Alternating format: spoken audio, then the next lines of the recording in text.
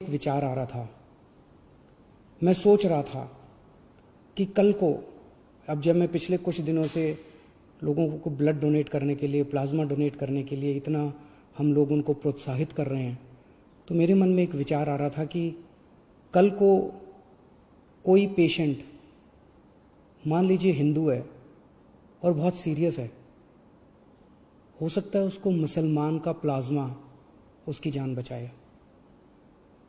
मान लीजिए कोई पेशेंट मुसलमान है, बहुत सीरियस है, हो सकता है किसी हिंदू का प्लाज्मा, हिंदू के शरीर का प्लाज्मा उसकी जान बचाए। भगवान ने जब धरती बनाई थी तो उसने तो इंसान बनाए थे। हर इंसान की दो आंखें हैं, एक जैसा शरीर है, लाल रंग का खून है, उसी किस्म का प्लाज्मा है। भगवान ने तो हमारे बीच में कोई दीवार पैदा नहीं की। भगवान ने तो किसी किस्म के ये धर्म वो धर्म हमारे बीच में किसी किस्म की खाई पैदा नहीं की। ये तो सब हम ही लोगों ने की हुई है। कोरोना होता है तो सबको होता है ना।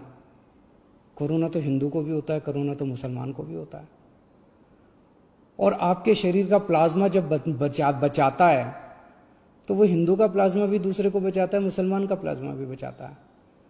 हिंदू का प्लाज्मा मुसलमान को भी बचाता है, मुसलमान का प्लाज्मा हिंदू को भी बचाता है।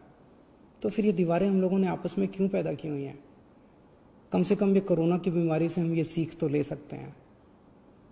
अगर हमारे देश के सब लोग, हिंदू, मुसलमान, सिख, ईसाई, जैन, बौद्ध, हम सब मिलके एक साथ काम करेंगे, प्यार और मोहब्बत से काम करेंगे, तो ये देश को कोई नहीं हरा सकता।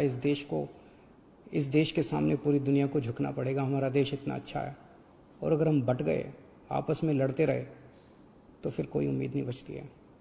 तो मुझे लगता है इससे हमें ये सबक लेना चाहिए। अगर आपके मन में कभी भी कोई दुर्भावना आती है किसी दूसरे धर्म के व्यक्ति के प्रति, तो ये सोच लेना कि हो सकता है उसका प्लाज्मा कल को आपके काम आए और आपकी ज़िंदगी बचाए। Thank you.